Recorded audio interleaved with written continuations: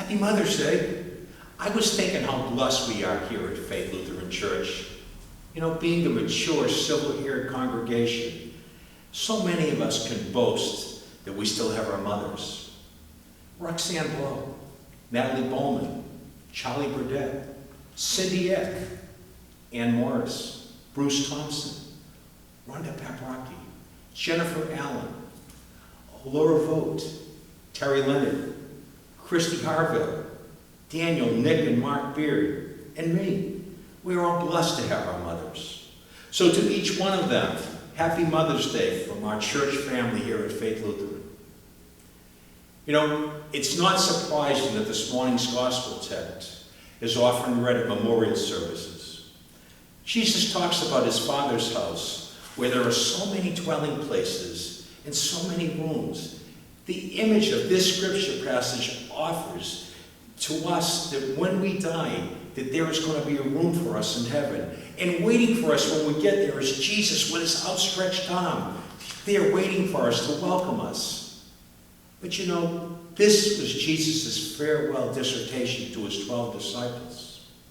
After 3 years of ministry with them, Jesus, you know, they had followed Jesus through the thick and thin. They had watched him perform miracles and listened to his powerful stories. They had formed a bond with Jesus, their teacher, their rabbi, their mentor, and most of all, their friend.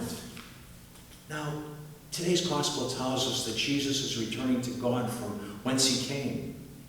And so with compassion and with tenderness, Jesus tells them all that he's going ahead of them and he won't be there with them any longer. But Jesus tells them that they don't need to be troubled. They can just hold on to the relationship with him, even when he isn't physically going to be with them. And yet, even after following Jesus for these 3 years, these disciples are still newborn infants in the faith.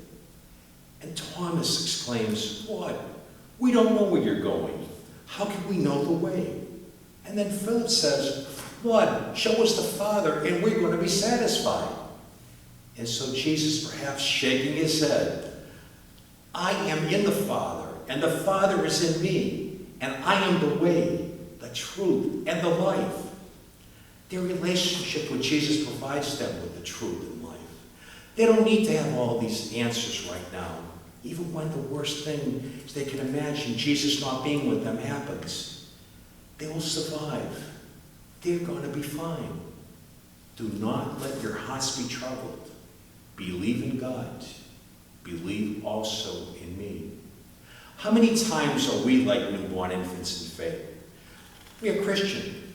We profess that Jesus is the Lord of our lives. And yet we feel like we need to have all the answers of our whole future figured out. We worry. We live our lives with regret. We're also anxious, and sometimes we don't think clearly. We try to have the plan all mapped out, and in fact, all we need is to have Jesus in our lives. Jesus, in his tenderness and compassion, says to us, "My dear children, instead of worrying about lies ahead, remember that I am the way, I am the truth, I am the life. I am in the Father, and the Father is in me." You don't have to wander. You don't have to worry. You don't have to look far away. Don't let your hearts be troubled. Believe in God. Believe also in me. And perhaps it's appropriate to recognize today on Mother's Day that we are really like newborn infants in the faith.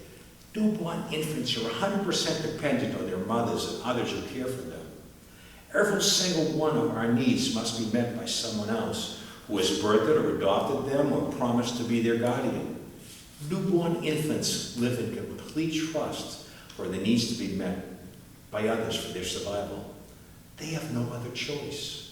So perhaps on this Mother's Day, our prayer should be that, like newborn infants, we live like we truly are 100% dependent on God.